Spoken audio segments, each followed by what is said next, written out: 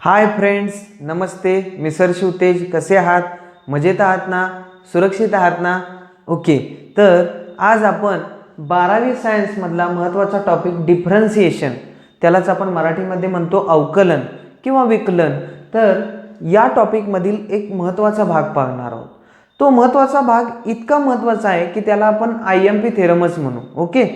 तो खूपच महत्त्वाचा भाग आहे बघा. कारण ज्यावेळी डिफरन्सिएशन हा चॅप्टर आपण 12वीसाठी ज्यावेळी उघडतो त्यावेळी सुरुवातीला पहिला जर कोणता प्रमेय असेल किंवा थेरम जर असेल तर तो म्हणजे कोणता असतो बघा? Chain rule. त्यालाच आपण काय म्हणतो बघा? Composite rule.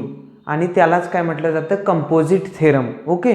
तर तो अतिशय महत्त्वाचा आहे कारण बेसिक संकल्पनेपासून आपल्याला डेरिव्हेटिव्ह ही संकल्पना योग्यरित्या समजावून सांगणारा पहिलाच थेरम आहे की बघा कंपोजिट थेरम, कंपोजिट रूल किंवा त्याला चेन रूल म्हटलं जातं. आणि तोच आपण काय करायचं आहे बघा? आज शिकायचा आहे. तर त्यासाठी आपल्याला नेमकं काय काय आज पाहावं लागेल बघा. सुरुवातीला आपण पाहणार आहोत derivative of composite function. Okay. म्हणजे एखाद्या संमिश्र राशी संचाचं, ओके, कंपोजिट फंक्शन म्हणजे काय? संमिश्र राशी संच आहे तो, बरोबर. तर त्याचं डेरिव्हेटिव्ह कसं काढायचं ते आपल्याला शिकावं लागेल, बरोबर. त्यानंतर बघा कंपोजिट थेरम, त्यानुसार आपण पाहणार आहोत. त्यालाच आपण म्हणतो कंपोजिट थेरमलाच काय म्हटलं जातं बघा? परीक्षेमध्ये आपल्याला हे वेगवेगळ्या पद्धतीने विचारू शकतात. कंपोजिट थेरम, त्यालाच म्हटलं जातं कंपोजिट रूल. ओके. आणि त्यालाच म्हटलं जातं चेन रूल. यापैकी कोणता जरी आपल्याला विचारला तर तो नक्कीच काय आला पाहिजे? लिहिता यायला पाहिजे. बघा, संमिश्र राशी संचाचे अवकलन. ओके. तर सुरुवातीला आपण जराशी माहिती पाहू derivative of composite function. Okay. Derivative of composite function. आता कंपोजिट फंक्शनचं डेरिव्हेटिव्ह म्हणजेच काय? तर संमिश्र राशी संचाचं एफ हा एखादा काय असेल बघा? दिलेला एफ हा संमिश्र राशी संच असेल आणि त्यामधील काही आपण काय घेणार आहोत बघा? व्हेरिएबल घेणार आहोत. त्यामध्ये काहीतरी बदल घडवणार आहोत आणि त्याचं काय काढणार आहोत? रेट ऑफ चेंज काढणार आहोत किंवा काय काढणार आहोत? अवकलन काढणार आहोत. तर हेच नेमकं इथं लक्षात घ्यायचं आहे. तर बघा, डेरिव्हेटिव्ह ऑफ कंपोजिट फंक्शन म्हणजे काय? की ज्या पद्धतीनं कंपोजिट म्हणजे हा कुठेतरी कॉम्प्लेक्स या शब्दाशी मिळता जुळता शब्द पाहतोय, म्हणजे संमिश्र राशी. तर कंपोजिट फंक्शन म्हणजे काय? तर एकामेकांमध्ये अस्तित्वात असणारी किंवा काय बघा, एक फंक्शन आहे तर त्याच्यामध्येही आणखी एखादं फंक्शन आपल्याला पाहायला मिळतं, तर त्याला आपण काय म्हणतो? कंपोजिट फंक्शन म्हणतो, बरोबर. म्हणजे एकामेकामध्ये अधिक विखरून असलेले जे फंक्शन आहेत त्याला आपण काय म्हणू शकतो? Composite function. तर डेरिव्हेटिव्ह ऑफ कंपोजिट फंक्शन पाहत असताना बघा, सुरुवातीला आपल्याला y is equal to f of अशी संकल्पना घ्यावीच लागते, बरोबर. तर ती आपण काय करणार आहोत? इथं पाहणार आहोत बघा. लेट आता नेमकं काय असेल बघा कंपोजिट फंक्शनच्या बाबतीत? Let y be the function of. आता y be the function of इथून पूर्वी आपण काय घ्यायचो बघा? y be the function of x असं घ्यायचो. पण इथं कसं आहे बघा? Let y be the function of कशाचं घ्यायचं आहे बघा? y be the function of small u घ्यायचं आहे. Small u. Let y be the function of small u. Then y is equal to f of u. Okay. म्हणजे काय बघा? Late आपण कसं इक्वेशन घ्यायचो बघा? y is equal to f of x घ्यायचो, बरोबर. मग त्यामुळं काय व्हायचं बघा? फंक्शन एफ जे असायचं ते आपण काय म्हणायचो? Function f is related to x असं म्हणायचो. त्याच पद्धतीनं आता कसं घेतलंय बघा इथं? Let y be the function of u, हा व्हेरिएबल घेतलेला आहे u, then y is equal to f of u. Okay. त्याच पद्धतीनं लेट हे जे u आहे, u be the function of x. इथं मात्र काय करायचं आहे बघा? Y be the function of u घ्यायचं आहे. ओके, पण त्यामुळं काय मिळालं, y is equal to f of u मिळालं. आता बघा, let u be the function of x, u be the function of x, मग u be the function of x असेल तर त्याला आपण काय म्हणणार बघा, then u is equal to, आता इथं एफ वापरले, मग पुन्हा एफ वापरून चालेल का, इथं आपण काय घेऊ, जी ऑफ एक्स. म्हणजे यू हे फंक्शन कसं असेल बघा, जी ऑफ एक्स असेल. Y is equal to f of u का घेतलं, कारण y be the function of u, then y is equal to f of u. आता बघा, let u be the function of x, then u is equal to g of x. म्हणजे इथं नेमकं काय लक्षात घ्यायचं आहे बघा, let y be the function of you आहे. ओके, हे थोडंसं विसरून जाऊया. आणि हेच यू, हे यू जे आहे ते कशाचं आहे, एक्स आहे. म्हणजे काय बघा, वाय हे फंक्शन आहे कशाचं, यूचं, आणि पुन्हा यू हे कशाचं आहे बघा, एक्सचं. म्हणजे वाय पासून शेवटी येऊन कुठं थांबणार आहे, एक्स पर्यंतच थांबणार आहे. लक्षात आलं का, ही संकल्पना काय करायचं आहे, लक्षात घ्यायची. तर मग वाय पण आहे, यू पण आहे आणि एक्स पण आहे, असं सामावलेलं हे काय, कंपोजिट फंक्शन आहे, संमिश्र संच राशी आहे. ओके, तर हे आपल्याला काय करायचं आहे, समजावून घ्यायचं आहे. Then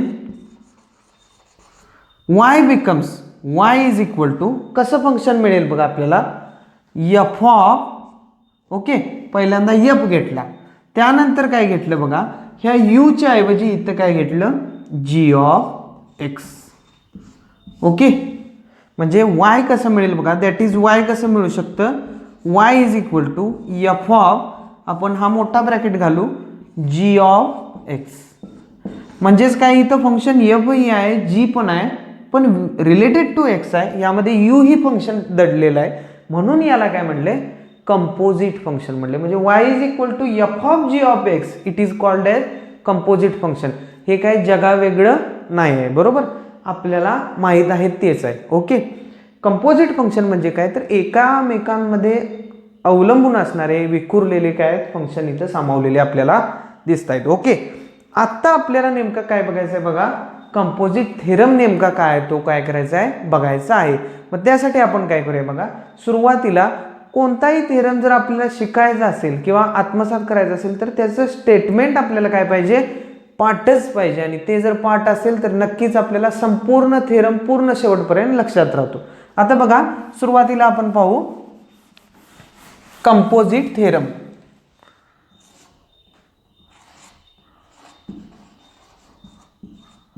composite theorem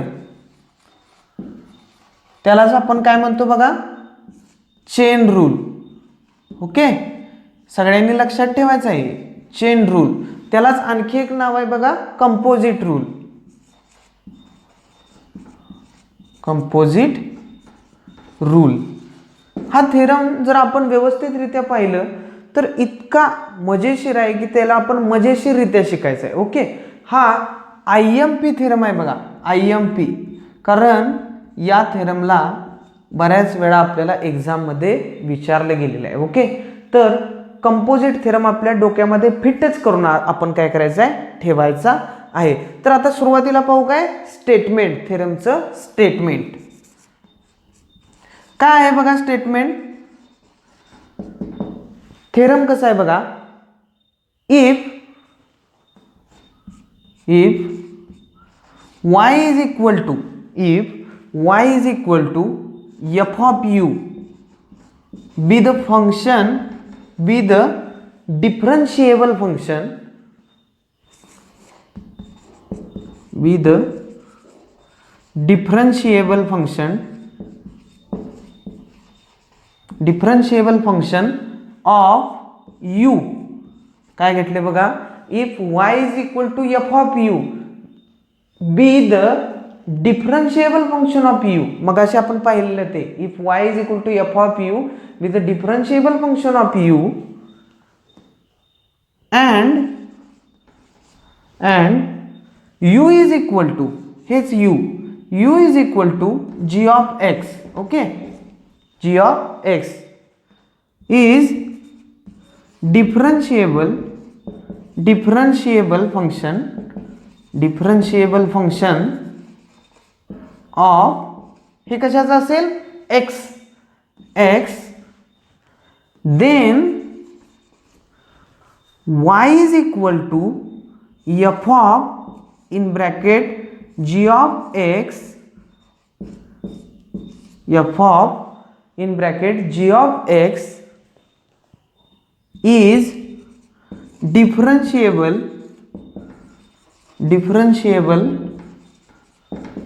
function of x असं असेल. देन काय बघा पुन्हा कसं आहे, देन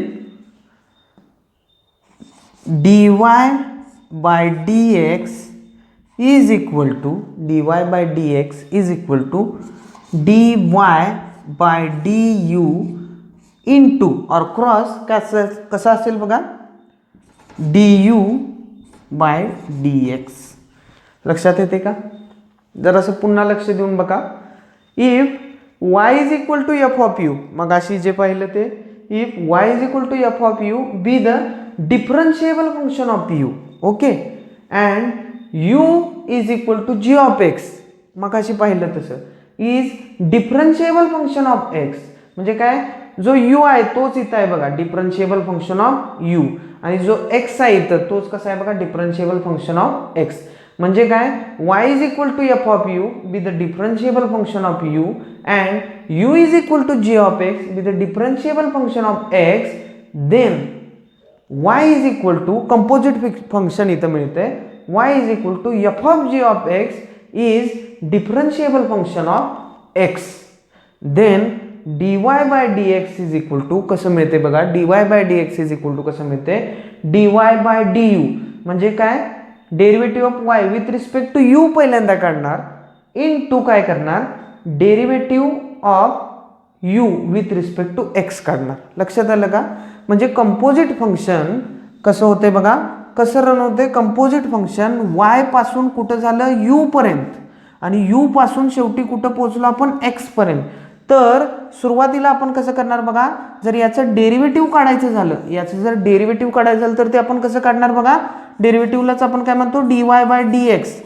आता y चं कसं काढायचं आहे विथ रिस्पेक्ट टू x, पण मध्ये u फंक्शन आहे, म्हणजे आता आपण कसं काढणार बघा, ते एक्झॅक्टली कसं करावं लागेल, तर dy बाय du, म्हणजेच काय सुरुवातीला y घेतलं derivative of y with respect to u, okay, into काय करावं लागेल बघा, आता हे u जे फंक्शन आहे त्याने पुन्हा घ्यावं लागेल du, ओके, म्हणजेच काय derivative of u with respect to x, म्हणजेच काय होईल एक्झॅक्टली कंपोजिट फंक्शनचं काय मिळेल आपल्याला डेरिव्हेटिव्ह मिळेल. लक्षात आलं का?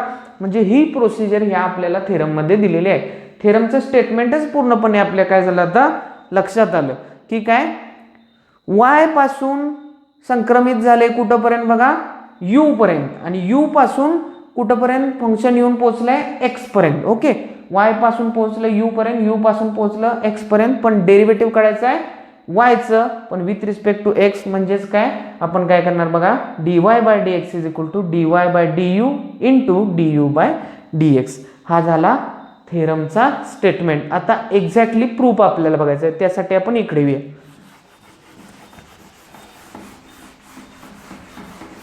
आता प्रूफ नेमकं कसं असेल बघा, अगदी प्रूफ मध्ये या स्टेटमेंटचा कुठं तर आपल्याला काय करायचं आहे वापर करायचा आहे. बघा आपण पाहत आहोत प्रूफ.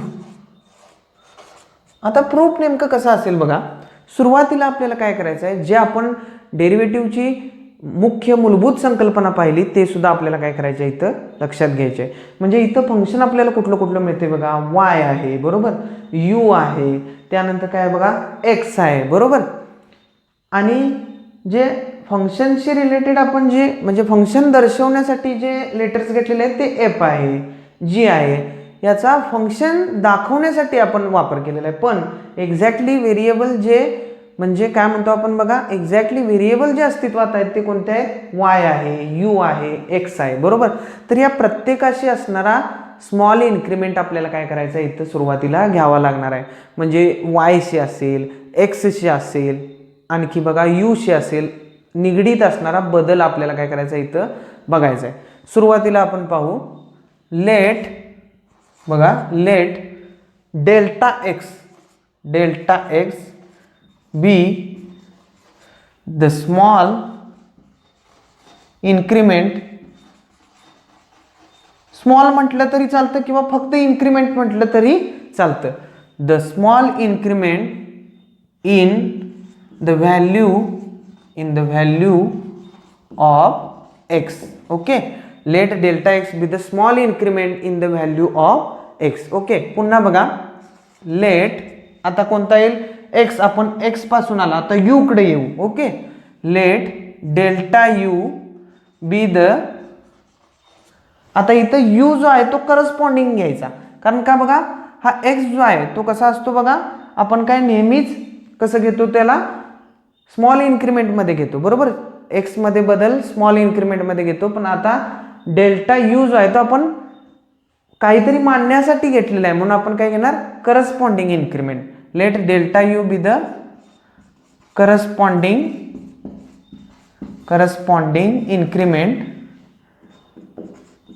इन्क्रीमेंट इन कशामध्ये येणार बघा, स्मॉल यू. ओके, त्यानंतर बघा इन स्मॉल यू. आणखी बघा, लेट काय नेमकं म्हणता येईल बघा, आता कोणतं फंक्शन राहिलं, हे वाय व्हेरिएबल राहिलं, बरोबर. सॉरी, फंक्शन नाही, वाय. तर डेल्टा वाय बी द, हे पण कसं असेल, करस्पॉन्डिंग असेल, be the corresponding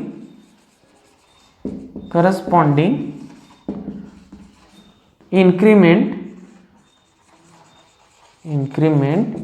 in the value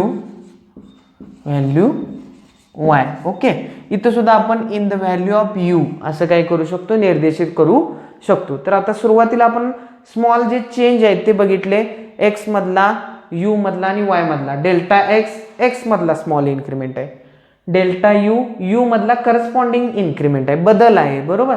आणखी बघा, डेल्टा वाय हा काय, करस्पॉन्डिंग इन्क्रीमेंट इन वाय आहे. ओके, आता आपल्याला काहीतरी कन्सिडरेशन करायचं आहे. कन्सिडर करायचं म्हणजे काय, मानायचं आहे, काहीतरी मानायचं आहे. Firstly consider. आता कन्सिडर करताना काय करायचं आहे बघा, आपल्या थेरमकडे यायचं. कन्सिडर बघा, हा जो भाग आहे शेवटचा, dy by dx is equal to dy by du into du by dx जो आहे, याकडे थोडंसं लक्ष द्यायचं आहे. आणि ज्या ठिकाणी डी आहे, ज्या ठिकाणी ही ट्रिक आहे, ओके, ज्या ठिकाणी डी आहे तिथं आपल्याला काय करायचं आहे, डेल्टा वापरायचा आहे.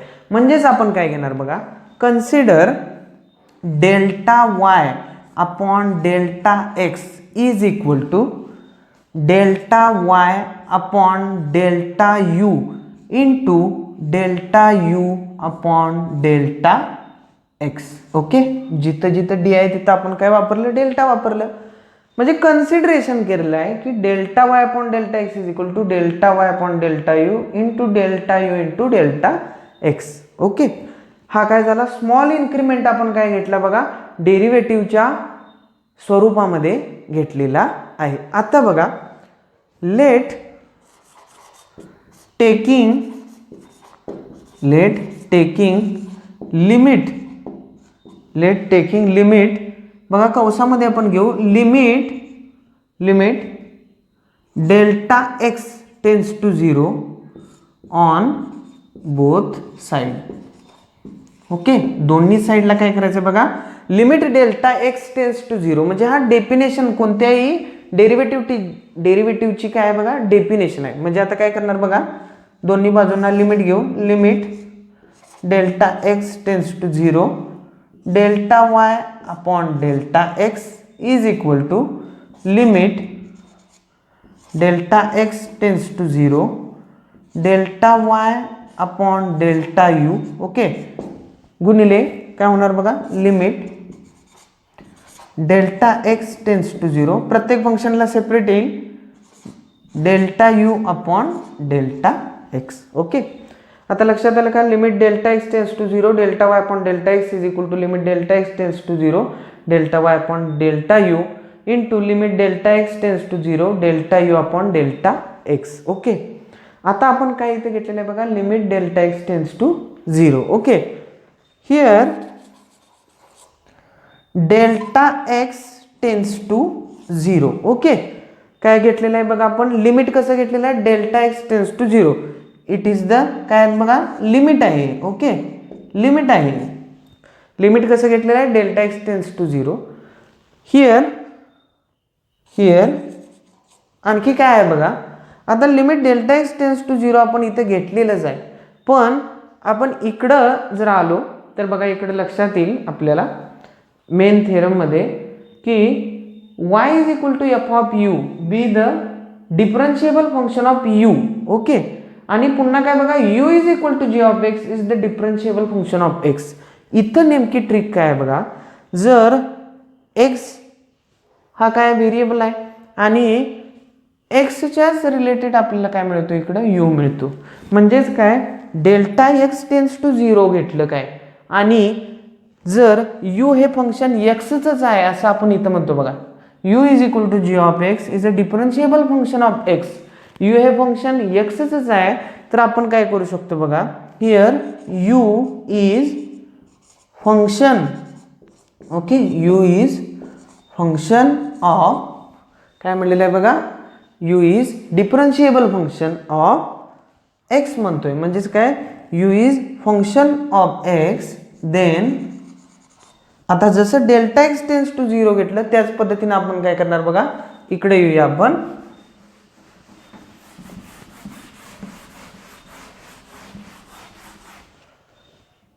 Therefore delta x tends to 0. Okay, that implies delta u tends to 0. म्हणजेच काय, जर u हे फंक्शन एक्सच आहे तर डेल्टा एक्स टेन्स टू 0 घेणार आणि याच वरून काय घेणार, डेल्टा u टेन्स टू 0 घेणार. पण ते कुठं घेणार, ते कुठं घेणार, फक्त या ठिकाणी घेणार जिथं विथ रिस्पेक्ट टू u आहे त्या ठिकाणी. म्हणजेच काय म्हणणार बघा, हे जे इक्वेशन आहे त्याला काय देऊया, इक्वेशन 1. ओके, आता काय म्हणूया बघा, इक्वेशन 1 बिकम कसं बनेल बघा, इक्वेशन 1 बिकम इथं आपल्याला लक्षात येईल की limit delta x tends to 0 delta y upon delta x is equal to कसं मिळेल बघा, आता जिथं delta y upon delta u आहे त्या ठिकाणीच फक्त डेल्टा यू टेन्स टू 0 घ्यायचं आहे, इतर कुठेही घ्यायचं नाही. Limit delta u tends to 0 delta y upon delta u into limit delta x tends to 0 आहे असंच राहील, delta u upon delta x. Okay, म्हणजेच काय झालं बघा, हे एक इक्वेशन आपल्याला मिळालं. ओके, याला इक्वेशन काय मानू बघा, इक्वेशन 2. ओके, मग आता डेरिव्हेटिव्हच्या डेफिनेशनकडे या बघा. ज्या ठिकाणी limit delta x tends to 0 delta u upon delta x असतं त्या ठिकाणी काय होतं बघा, लिमिट एक्झिस्ट होतं आणि काय होतं त्याला आपण कुठल्या पद्धतीमध्ये लिहू शकतो, dy बाय dx. याच्या बाबतीत कसं लिहू शकतो बघा, limit delta x tends to 0 du delta u upon delta x असं जर असेल तर आपण इथं काय लिहू शकतो, du बाय dx.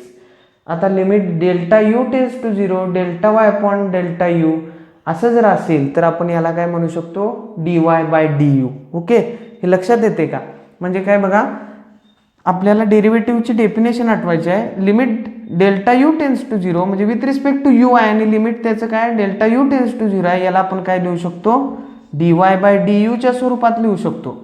याला आपण कसं लिहू शकतो बघा, डेरिव्हेटिव्हच्या डेफिनेशननुसार delta u upon delta x आहे आणि डेल्टा एक्स टेन्स टू 0 आहे आणि विथ रिस्पेक्ट टू एक्स इथं आपण काढलेला आहे डेरिव्हेटिव्ह. म्हणजेच काय मिळणार बघा, du बाय dx मिळणार. ओके, म्हणजे ह्या व्हॅल्यू आपण काय करू शकतो, इथं वापरू शकतो. म्हणजेच काय म्हणणार बघा, आता इथं म्हणताना कसं म्हणावं लागेल आपल्याला, लिहित असताना हिअर इन इक्वेशन 2 काय आहे बघा, equation 2 limit delta u tends to 0 delta y upon delta u is equal to कसं म्हणणार बघा, कसं आपण लिहितो, dy by du is exist definition नुसार अँड फायनाइट आता फायनाईट म्हणजे काय तर ते मेजरेबल आहे. Okay, limit delta u tends to 0 dy delta y upon delta u is equal to dy by du is exist and finite. त्याच पद्धतीने बघा limit delta x tends to 0 काय मिळेल बघा आपल्याला delta u upon delta x.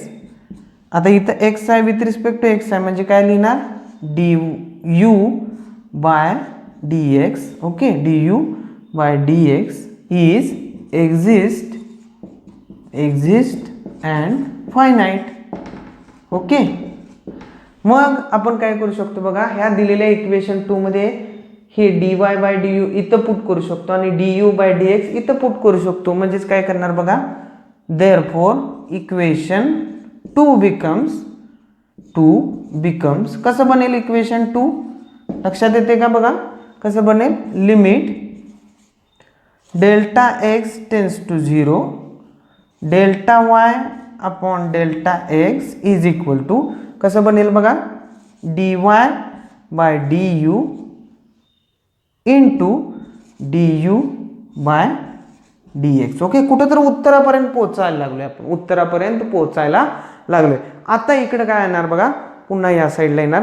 फक्त आता कसं करणार बघा इथं आणखी काहीतरी आपल्याला माहित आहे limit delta x tends to 0 delta y upon delta x डेरिव्हेटिव्हची पहिली डेफिनेशन त्याला आपण काय लिहू शकतो dy बाय डी एक्स. म्हणजेच काय जर limit delta x tends to 0 delta u upon delta x is equal to d u by d x हे जर एक्झिस्ट होऊ शकतं तर हे तर एक्झिस्ट होऊच शकतं बरोबर.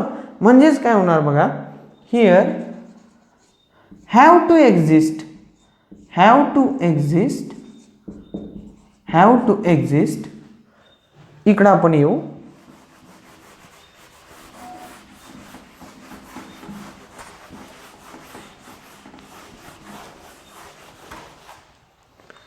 लिमिट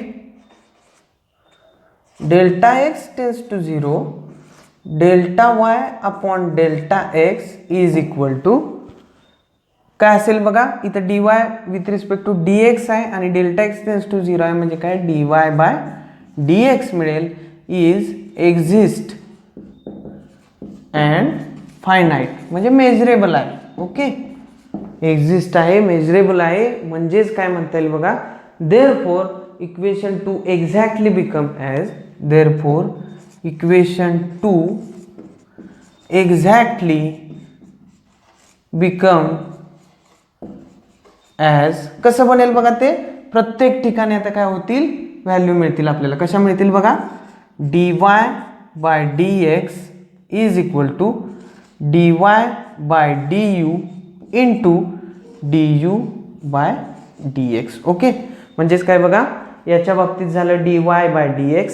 ओके, याच्या बाबतीत झालं dy बाय du आणि याच्या बाबतीत काय झालं du बाय dx. ओके, म्हणजेच काय बघा y पासून u पर्यंत आलो आणि u पासून x पर्यंत गेलो तर सुरुवातीला काय झालं dy बाय dx का घेतलं कारण विथ रिस्पेक्ट टू x काढायचं आहे पण मध्ये फंक्शन u आहे म्हणजे काय करणार बघा आता सुरुवातीला इज इक्वल टू व्हॅल्यू काढत असताना सुरुवातीला dy आहे असं घेतलं विथ रिस्पेक्ट टू du पुन्हा हे जे u आहे त्याच्यासाठी du आणि पुन्हा काय विथ रिस्पेक्ट टू dx म्हणजे y पासून सुरुवात झाली मधले कंपोजिट फंक्शन घेतले आणि शेवटी x ला येऊन थांबलो.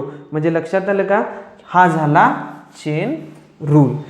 चेन रूल का म्हणले बघा कारण dy बाय dx ही किंमत काढत असताना dy by du into du by dx म्हणजे हे फंक्शन कुठंतर चेनच्या सारखं आपल्याला पाहायला मिळते. u हे फंक्शन dy बाय du म्हणजे इथं काय घेतलं y चं derivative with respect to u पुन्हा काय u चं derivative with respect to x.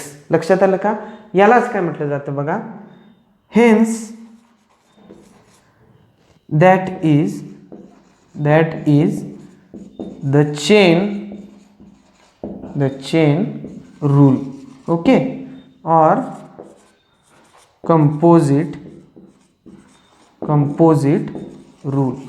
Okay, लक्षात आलं का सगळ्यांच्या की dy by dx is equal to dy by du into du by dx ह्या प्रोसिजर पण कसं पोचायचं तर सुरुवातीला स्टेटमेंट आपल्याला लक्षात हवं आणि त्या स्टेटमेंट पासूनच आपण इथं काय येऊ शकतो. ओके, लक्षात येते का सगळ्यांच्या एक्झॅक्टली हे लक्षात यायला पाहिजे. म्हणजे काय, चेन रूल नेमका काय तो आपल्याला आज काय झाला कळालेला आहे.